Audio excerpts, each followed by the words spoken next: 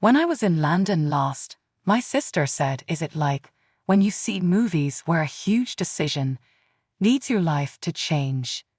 Sloan here. I decided to become a wedding planner well into my 40s after deciding that corporate wasn't for me.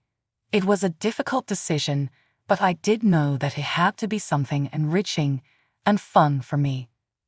I walked away from my accounting job to just be a receptionist at this small wedding planning company. This all started off great. So, I was a high-performing and happy worker. It actually took me 2 days of working with Dorian to realize he was something other than a friend. I considered myself a pretty good guy. Why did he seem to despise me so much? I was polite and courteous. I really did. But that was it, and he had description about him of latitudes so remote. Yet, it harassed me relentlessly for my job, and I retreated to the only peace that was at home with family. Thankfully, they were rather understanding of my career shift. Our dad had cancer and spent much time in the hospital. Yet he would remind me constantly how proud of my fight for his dream. My family was in pain, but they were there for me and never stopped my motivation. A few years went by. A recent graduate named Alara was added to the team. It was simple for her to be friends with Dorian. I was happy to have a new coworker though, but I did feel odd about her in general.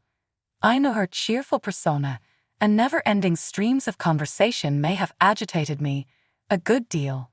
After a while, I started to see a difference with Dorian being or coming from Alara. He would praise her work and hand over something else, while I was all but invisible.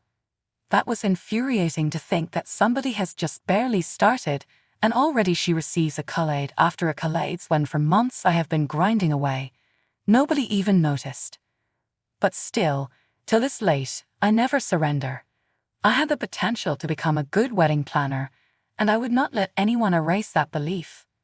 A hard-working girl with her abilities to bloom and still flourishing. And it was 3 months later. I had just started the new job too, and then my dad calls to tell me that one day he woke up in hospital. I knew it was coming, but the news hit me like a ton of bricks. My family and I were all in a bad way, so we took some time to come together as well. And yet I would have to tell Dorian, and he was not going to like this. I sprinted to his office and exclaimed that nothing works.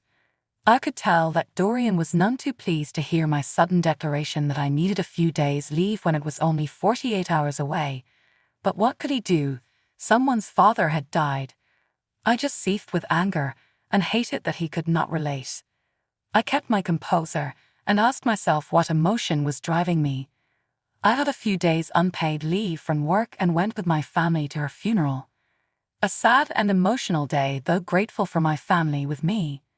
And shit, a few days later, most of my stuff had been taken while I was working. "Alara, where are my things?" to which she responded with, "I had been fired." The only thing was that I was completely confused and heartbroken. I was aggravated. What? No headgear to crank back the speed or give a reason? I stormed into Dorian's office and my anger and confusion was off the charts. "Sir, could we please talk?" Alara says I am fired. "Yes, Sloan, you have. With all the things you need to bring, we have packed ready for a person like you, so that they can leave today." What I thought I had heard was too much unbelievable. Then fired me as soon I took a day off, steaming with rage and ready for a fight. "I'm sorry, what? The day my father died, you fired me? Unbelievable. Sloan, I am sorry, but we are going to have to do what's best for the business." "What are you talking about? I hit all my targets as far back I can remember for this company. You can tell that you have been procrastinating recently." "That's not true. There is evidence that I have done the job. If you have ever done work on the platforms, they save your every progress. I never once missed a deadline, nor did I ever fail to deliver on tasks equals." Where do you think he kept any records of that stuff, Sloan?" "In my work laptop. I have it right here." So I wiped it out. "Are you for real right now? Would you please pack your bags and brawl no more? So you were trying to kill me, is that correct?" So what if I was? Not that you could do anything about it. Why is HR actually listening to this phone call I am on? What? You think I'm stupid enough to come into this place without a record setting? I grabbed a voice recorder from my pocket and presented it to him. Even I was not fooled and realized that something really horribly wrong could only be Dorian with so much in advance ready for I heard him panic and ease the tone as quickly as humanly possible. Sloan, great job. You all of us knew nothing. This was a test. What? We just wanted to check in on this because of what went down with your family. We were a little worried about the impact it might have had on the work you are doing. That's fucking dumb. Of course it does. All right, I will give you a promotion opportunity. 2 glad meanings of promotion. I knew this was just a cop-out, but I accepted Dorian's excuse. I thought this promotion was the perfect thing, the silver bullet that would help me fast-track my career. I would probably find another job and run as soon as I achieved the lowest rank in Dorian. I walked that conversation off again. Just back to work, breathing easier, a bit more into myself again. However, after a few days I felt there was some error. Work was isolating me, and I didn't know why. I could feel myself becoming an outsider, and it was beginning to show in my work. One lunch break, Alara was talking to some of my co-workers about me. You bitches realize Sloan was only blackmailing our boss, right? I heard her talking to him the other day. I'm going to expose all contacts of this company if he is not going to promote me, she said. When she saw me coming, she very quickly shushed her talking.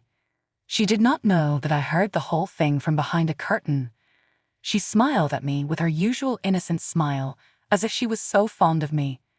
Well, I smiled back politely, finally realizing why they had all shunned me. No matter how I tried to explain everything, it was as good as done. Alara, I watched as my coworkers all backed further away from me. They apparently had a lot of trust in Alara. No one was enthusiastic about my project ideas, and they would always take Alara's side. Now I had to, but my promotion was no good to me because nobody would let me lead them in any project. I was really bummed, but no turning back now. I tried even harder and hoped that maybe one day I would be able to win my coworkers over with such fresh ideas. I even worked an hour early to make sure I was always ahead of the game and ready for work. Except I found out a dark secret. I walked into the office that day to find Alara coming out of Dorian's office looking really rough, her hair and clothes crumpled. That explained everything. All of a sudden, Alara had only put up with Dorian because she was fucking him. He was probably trying to fire me to promote her in the first place. Their behaviors were so disgusting to me. Alara was even engaged to another man, and she always talked about how much she wanted a big fancy wedding in the fall. So many thoughts were passing through my head at that moment that I almost forgot to hide behind the wall. Luckily, Alara was so arrogant that she wasn't even trying to be careful. She walked straight to the bathroom, unaware that I might have just discovered her biggest secret. Days after that, Alara approached me again with such a fake smile. Hey Sloan, do you have some time? I want to ask you for a favor. How can I help you? Oh, you know how Kale and I are engaged, right? I talked to you about him, my high school sweetheart. Yep, I remember. Right, so we were hoping that you could help us plan our wedding. Oh, you want me to plan it? Why so? Well, I sort of noticed how you haven't had any good ideas lately, and Dorian isn't happy with your progress. I thought you could use some help. You want to help me? Yeah, we could help each other. You could do my wedding for free, and I could put in a good word for you. You know, Dorian is quite happy with my work. He might even give me a promotion. I knew that calculated girl was just trying to make me plan her wedding for free. I was really mad at her and her audacity to talk like she's been working hard, while all she did was take advantage of immoral tricks. Almost immediately, I knew what to do about the situation. I had to correct the record. I decided to assist Alara with her wedding planning so she could carry on, secretly plotting. One thing was for certain, I came to the realization that Dorian and Alara saw each other every morning an hour or so before business hours. She soon agreed to plan her wedding, and I had Kale, her poor fiancé. I even confessed to Alara how dearly was her happiness important for me that I would put in a night shift just on the day before, just so everything went perfectly. Alara was more than happy. Oh, she loved it when a few people just did what they were told. The next, she handed over the spare keys for every room in her company. And of course, she was Dorian's mistress, so had the key to Dorian's office. What she didn't know was that perhaps, in the process, she gave me a key to unlocking her darkest of secrets.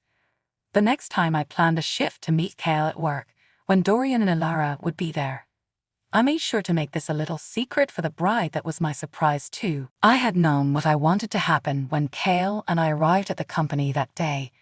And true enough, we could hear Alara laughing along with Dorian.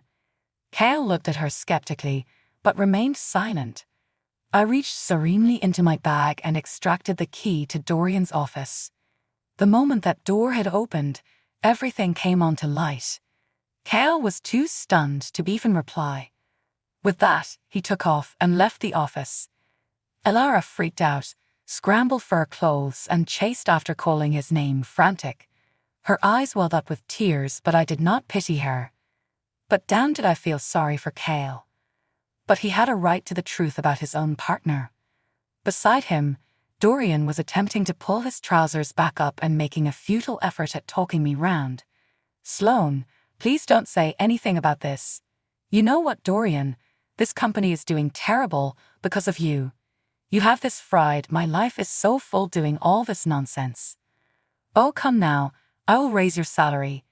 Yeah, a promotion today. What do you say? No, Dorian, I have worked for it, but only because to succeed in one's own soul is a form of success. I'll bring this to HR. As soon as telling me to change my mind didn't work with Dorian, he showed his true colors. Really? Well, do you have any proof? Not one bad thing Alara could ever possibly say of me. They all hate you. Literally. Nobody will listen. Got you, Dorian. You're so naive. Don't you remember last time? Dorian had not answered me by the time I left with a grumble, away from my judgmental respel mentor. Like before, I had the voice recorder in my pocket as an immature way of telling myself that when it came to dealing with a man like Dorian, I needed evidence actually. I then forwarded HR the recordings of Dorian saying to me, he was gone as soon as they found out he seduced me outside of my job and even hired one office girl to sleep with. He only made choices brought loose to the company, satisfying his personal whims. Mayor, meanwhile, quit her job not long after, and Alara left hers soon thereafter in humiliation. My coworkers got to know about it soon. All of them then came and apologized for their behavior with me twice. I never blamed them, but also made a counter to let him know that my ideals are something serious and at the office he should show some professionalism. Shortly after that, people started to pay attention when I said something and wanted me on their projects. I eventually got the promotion I deserved. Otherwise, I would not be in my happy place, doing all of the gorgeous couples ceremonies that are booked with me throughout 2019 who legate or marry next year. That makes me so proud of myself, and I know that my dad will be very happy with what I have done.